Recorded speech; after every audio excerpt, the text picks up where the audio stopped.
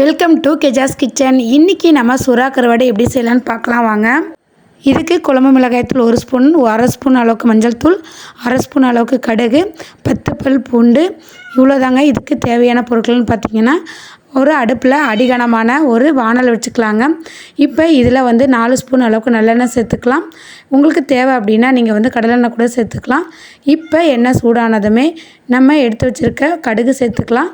கடுகு பொரிஞ்சினதும் தட்டி வச்சுருக்க பூண்டு சேர்த்துக்கலாங்க. நம்ம பூண்டு சேர்த்ததும் அடுப்பை மிதமான தீயில தாங்க வச்சுக்கணும். ஏன்னா கண்டிப்பாக கரிஞ்சிடும். ஸோ அதனால் நீங்கள் அடுப்பை மிதமான தீயில வச்சு இந்த பூண்டு பச்சை வாசனை போகிற அளவுக்கு நல்லா வதக்கி எடுத்துக்கோங்க. பூண்டு நல்லா வதங்கி வந்துருச்சுங்க.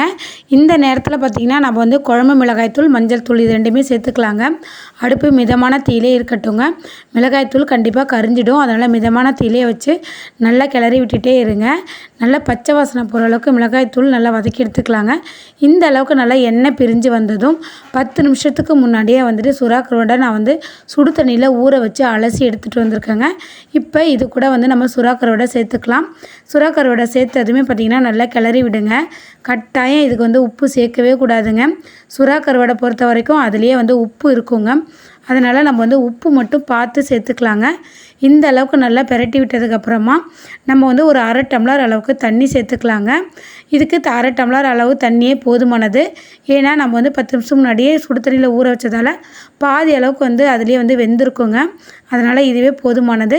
இப்போ தண்ணி சேர்த்ததும் மிதமான தீயிலே இதை நல்லா வேகட்டுங்க. நல்லா தண்ணி நல்லா சுண்டி நல்லா இந்த அளவுக்கு நல்லா வற்றி வரட்டுங்க. நல்லா வற்றி வந்ததுக்கப்புறம் பார்த்திங்கன்னா இந்த தொக்கு கன்சிஸ்டன்சிக்கு வந்துடுங்க. இப்போ இதை இறக்கி வச்சுக்கலாங்க.